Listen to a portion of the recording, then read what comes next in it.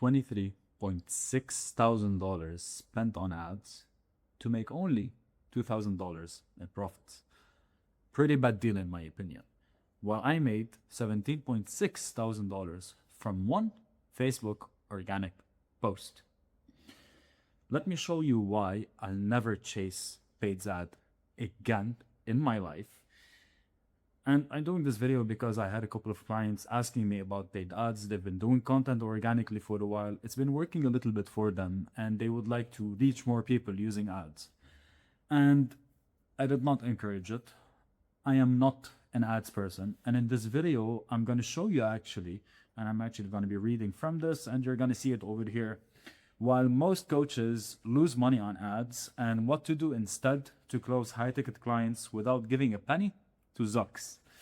So to start, I do not like ads. Let's be honest about that. It's very clear by now, I do not like ads. I'm an organic man. And for a couple of reasons.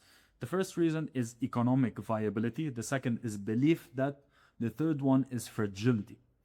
Three topics that most probably you've never heard of because obviously not a lot of people know about those topics. So we'll unpack them within this video and by the end, you'll know exactly what most don't. You'll see what most see. You'll know what most will never tell you. And this is why people like me, people like my clients, we make thousands of dollars while a lot of people are chasing and never getting. But first, you should know that I've closed multiple $5,000, $7,000, and $10,000 deals and clients, even some reached $15,000, $17,500 directly from my organic content with a pretty small audience. And actually right now, as I'm reading this, I made a small mistake, which is, this is not 15.5, this is 15.6. So I'm gonna solve it right now, live, no filters. Here are my newsletter subs. So first things first, I have 187 newsletter subscribers. The second, I have 5.1 thousand followers on Facebook, so not much. And even with that small audience, and if you see me on Instagram, I just knew, so I have 50 followers on Instagram and YouTube, 140 followers on YouTube, so nothing too fancy. And yet, as you can see over here, I've had clients pay me $9,000. This client paid me $9,500. And actually, this person over here paid me also direct transfer to my bank over $9,500.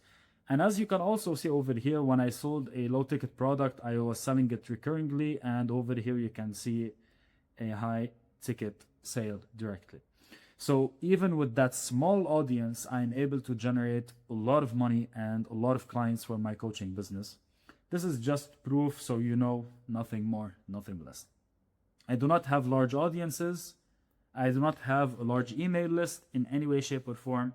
And yet the business is doing pretty good. So with all of that said, let's dive right in. The first thing is economic viability. Now, economic viability is a very interesting topic. Cheers. I've met some pretty big players in the ads game.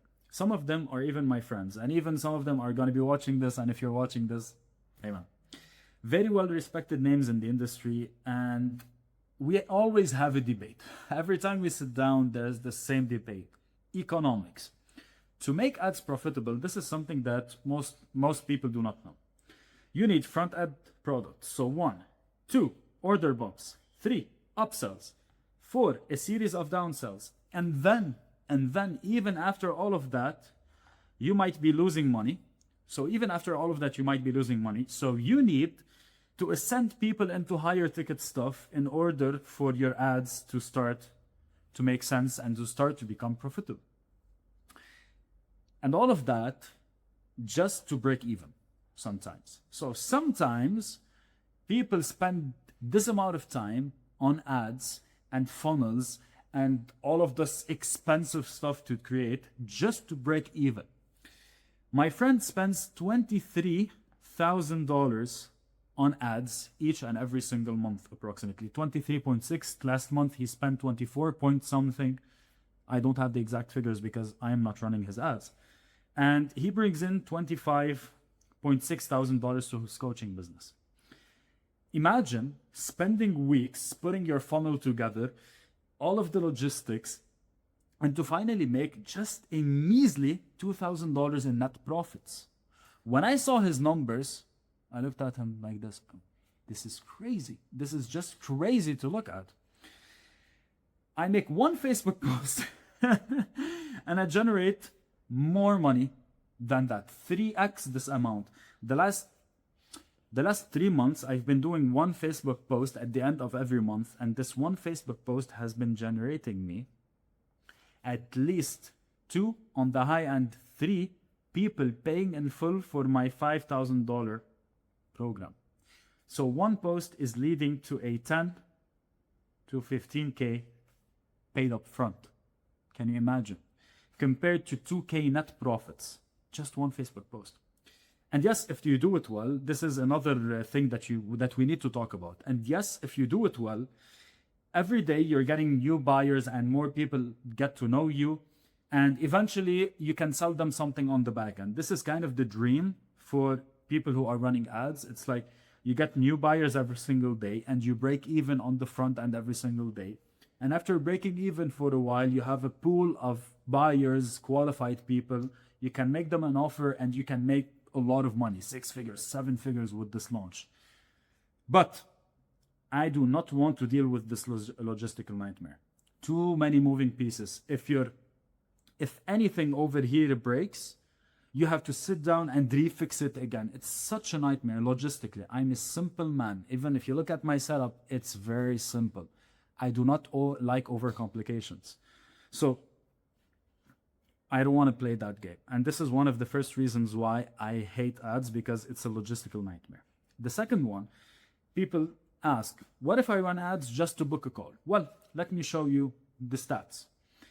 So get ready to spend $300 to $600 to get a qualified booked call, and another 10 to 15% of profits for a sales rep, because if you're getting calls consistently, you need sales rep to do that. This is why even I don't like sales calls. So get ready to spend a big portion of your profits just to get someone saying yes. So if you charge $5,000 for a program, but you need to spend $2,000 to $3,000 to acquire a client on the front end, so if this person goes on payment plans, etc., etc., etc., you're literally in the red for a couple of months. Very bad deal. And that is considering that your ads work and your message is sharper than a razor blade. Because right now we're living in a world where if you don't have a sharp message and an accurate message, it's pretty hard to sell anything. So yes, the economic viability is very low. Economically, it doesn't make sense. And logistically, even, it doesn't make sense. There's too much at play, too many variables. And any business that has too many variables is a business that is doomed to fail in every way, shape, or form. So rather than doing all of that, I built a series of mass control organic content that gets new clients that are already pre-sold on my work, who have chosen to work with me because I like to give power to the people. You choose, I'm not gonna push. Choose to work with me, come into my world, pay me. Who do not need to be persuaded without this logistical nightmare. Now, PS. Mass control is, in a nutshell, this is a nutshell. I tried to simplify mass control as much as I can. It's engineered content that shifts people's beliefs. Getting a stranger to believe that you are the only viable option for them to work with, okay? So it's a series of content that when someone sees it, they're like, Arnold is the only logical solution for me, and I believe it. If they want to achieve their desired results and solve their deepest pains. Cool. So this is what mass control, I am telling you this because I'm going to reference mass control multiple times again and again during this video. So this is the first reason why I hate ads. Economic viability is pretty much non-existent. Second, belief debt. First, cheers again. Getting my fix of coffee for the day. This takes us to the second point, belief debt. Every single post or message that you put out in the market either builds up people's beliefs that you are the person that they want to work with or not. Either it builds up people's belief that you are the person that they want to work with or not. Think about it. We have Iman Gaji, we have Alex Ramosi, we have Dan Martell, and I could keep on throwing names out there.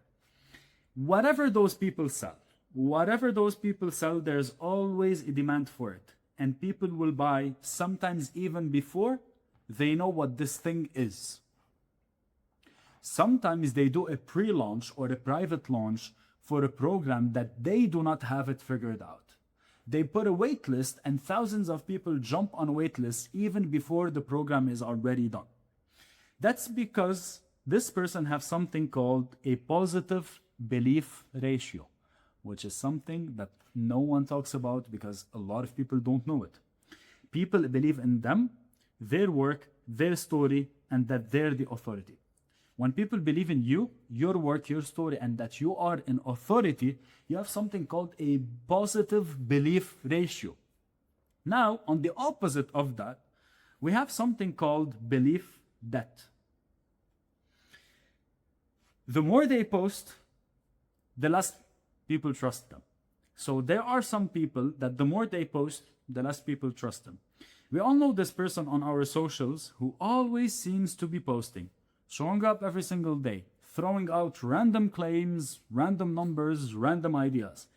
But whatever they put out there, we always have this gut feeling, and we all know it. You know it as much as I do. I just don't trust that guy. Something feels off around that guy. Whatever he says, it doesn't tick with me. It doesn't make sense. And this is more common than you can ever imagine. We all have this to a certain degree. So, take this and now put it into ads. You're basically putting gas under a fire that's already burning heavily.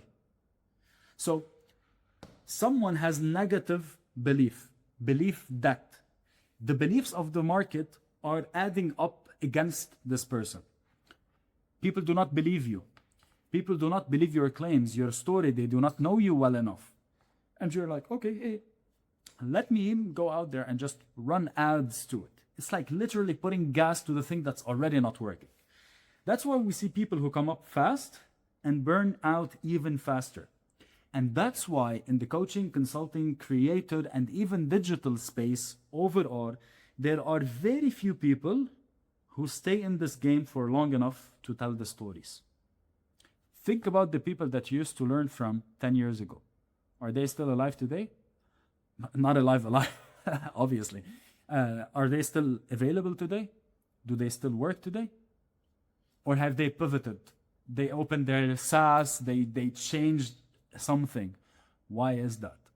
If something is so profitable, why would anyone leave it?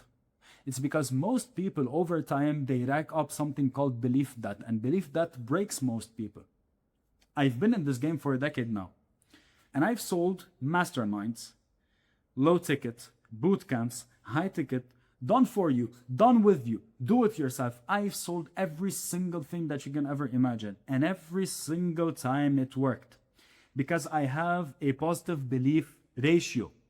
And that can only happen once you establish yourself through a series of engineered content to shift people's beliefs from he's just another guru to fuck, this guy is good. Like this piece of content over here or other pieces of content. My content is engineered to make strong arguments logical that make sense. Other people's content go online and they speak and they speak and they speak, and you feel that there isn't any weight to their words. You feel that their claims are empty. No matter how much ads they spend, no matter how much money they spend, no matter how many times they retarget you, you just feel that something doesn't add up. And that's why we've built mass control. With ads, you do not have the attention span. Someone sees your ads, scroll past you. You do not have the time. Someone, they're online, they're scrolling, they're on the subway, they're on the bus, they're in the car, whatever it is, they see you, they listen for 5 seconds of your video and then they move. You do not have the budget to do that. Companies that run belief campaigns usually spend millions of dollars. Can you?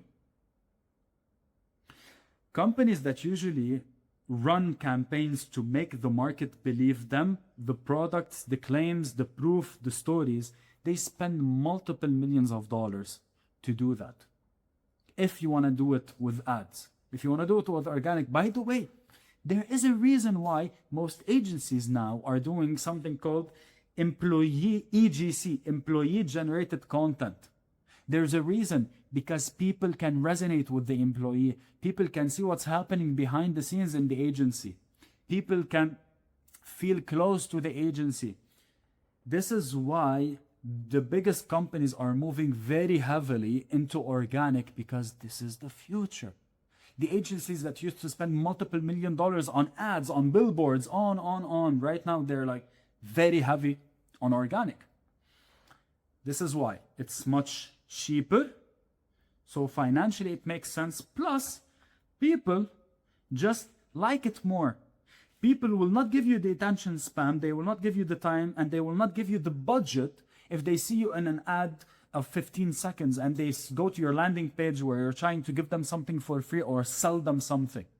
But people, if they see you organically and you make sense, you shift their beliefs, you have a strong argument towards your work, they will start to trust you one time after the other. Again, this is why mass control has been built. What is mass control? Let me just do a quick reminder if I can find it. Oops. We're very transparent on this channel, more than I would like to. Mass control is engineered content that shifts people's beliefs. Getting a stranger to believe that you are the only solution that can help them go to where they want to go. That's what mass control is. Number 3. Again, you know the routine. Cheers. Fragility. This leaves us with the last point. The most important one. Fragility. The second you stop running ads, your entire business stops. The second you stop running ads, your entire business stops. Ads doesn't compound. Read the book. Where is it? Is it here? No, shit. I don't know where it is. Read the book. I think it's called The Bezos Letter by Jeff Bezos. One of the core principles that has built Amazon is a positive flywheel.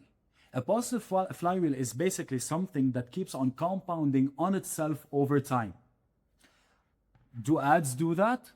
No, because once you stop them, once you stop giving it money and a budget, it stops, it disappears.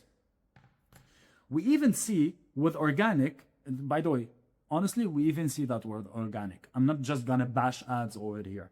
Where some people have high fragility, even with organic content, if they stop posting, their entire business just disappears. A business with high fragility is a very bad business to operate. It's hard to maintain. So maintenance is high, operation is high, because if something happens, the business gets hit. If you as the face of the business, you get sick, you want to travel, whatever you want to do, the business gets hit in every way, shape, or form. Here's another example of fragility. Because I really don't want to be this guy who's ads are bad. I'm going to show you multiple things that are bad, including why just random organic is bad. And even in this scenario, I have a close friend. I would even call him a brother of mine. That's how close we are. He ran an agency that made $480,000 profit a year, all built on top of JV partners. But he made himself and his partners a lot of money.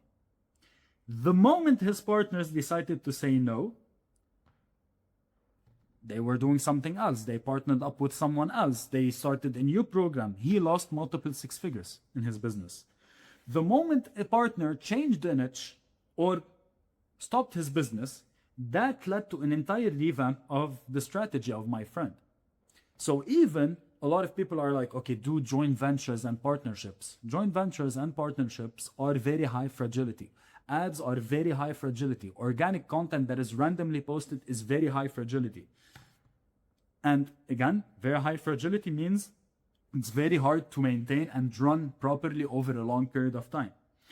What we do is build a series of digital assets that augment towards our work and operate evergreen. I have some YouTube videos that I have not touched for months, and yet they keep on racking up views. I have digital assets that I've created where I drop voice notes, I drop teasers for people, and people tell people. That racks up over time, that builds up over time. It's evergreen. Actually, to prove it, I spent 5 days traveling with my girls and didn't even post on socials. I didn't even open socials. I had Facebook deleted, YouTube deleted, Instagram deleted, and Telegram shut down when I traveled for 5 days. And yet nothing stopped.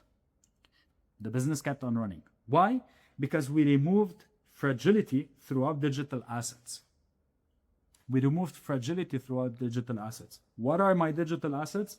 They're basically evergreen pieces of content, heavy SEO, heavy searchable pieces of content that the person who's watching them gets argumented and gets pulled into my world, and they see that I am their only option. Again, go back to mass control. And we do not need to rely on ads or other people to push us forward. By now, you see and you know my view on ads. And you understand the deeper principles governing my decision. So, why don't just more people do mass control organic campaigns? If it's that effective, if it works so well, why isn't everyone doing it? I didn't write this, so I want you to focus with me. I'm going to say something and then I'm going to keep on reading. This is something that I hesitated to put in, but I'm going to do it. The people who use mass control are very rare. Cult leaders, dictators, movement leaders, politicians, people who move countries, they use something called mass control. Some people use it ethically, others use it unethically. Cool? It is so effective that it's not marketed or spoken about. And even if you search about it, you're not going to find an SOP to implement mass control. I've developed that. Most people don't understand more than 10% of their market psychology. They don't know how to argument towards their work and make a strong case. So one very specific question that I could ask you right now, and if you can't answer it on top of your mind, you're literally falling into that, which is, why would I hire you? How are you different than anyone else? Make an argument. Can you? On the fly? You can't. They don't know how to shift beliefs in their content and how to ignite desire. If you want your content to keep on selling for you even when you're not present, it should ignite desire consistently over time, even when you're not there. They don't know how to engineer evergreen arguments that lasts. So even when they make an argument, either they make it by mistake or when they do it, it disappears with the algorithm. So they end up posting at a very shallow level. And this worked. It worked in the past. Really. But now, with the rise of AI, every single person can create good content with good arguments. Every single person. Right now, go to ChatGPT, tell it, this is my program, create an argument for me, it's going to do that. So what is your leverage? You have zero leverage here. With the rise of personal brands, every single person who knows how to handle a camera can post aesthetic content and can beat you. I've seen people generate money and clients more than I've ever seen in my life, and I've seen too many things in my life to just be honest about that. They've generated more money than you could ever imagine simply because they're good with the camera and they're good with editing and they know how to aesthetically please the eye. So the shallow level content isn't working anymore. The AI generated arguments are not working anymore. The aesthetic, who's better at aesthetics, is not working anymore. The audience is too overwhelmed with all of that. And that's why most people resort to ads plus organic.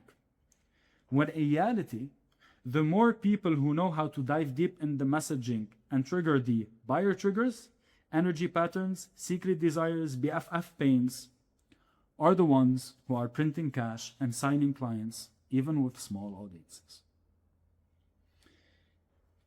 If everyone can do the shallow stuff, we dive deep. We trigger buyer triggers. We work on energy patterns. We trigger secret desires. We trigger BFF pains because we know how to dive deep and we print cash. Take Chris, for example, a client of mine. Go to YouTube, Chris Knight Coaching, you're gonna see him. He's closing clients directly from YouTube with videos that get 100 to 300 views, sometimes a bit more, sometimes a bit less. Take me, for example. I close $5,000 plus clients from content that gets less than 100 views. You can't even imagine how effective this is. It's because the message is sharp and the positioning is even sharper. And that's what mass control gives you. Choice. It gives you a choice. A choice to control, a choice to do whatever you want to do.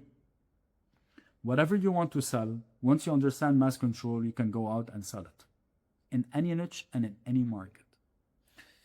A choice to do whatever you want to do and grow in any industry you choose to grow. I have consulted and built over 57 offers in every niche: spirituality, mindset, dating, erectile dysfunction even. I could keep on going. The list never ends. Because you are the person chosen in your niche. Every time I know how to take someone, make him the person who's chosen in his niche, and it works. Your message stands out and moves people every single day. This is when you'll wake up to ideal clients who found your calendar and booked themselves in, which is such a cool feeling, such a cool feeling. And people messaging you, I'm in and I want more information about your program. That's when you're not chasing paid ads versus free content versus lead magnets versus giving out value. You'll know exactly what needs to be done, how, and when. It's called mass control. You will have control. And mass control is something that I give only to my one-on-one mentorship clients. It's not even something that I want the masses to have access to. If you go to my offer post, you'll see that I only accept 3, maximum 6 clients per month. And I only work with a handful of people, one-on-one mentorship, heavy work together. A big part of the reason is because I love to roll my sleeves and work with my clients. Another part of the reason is mass control.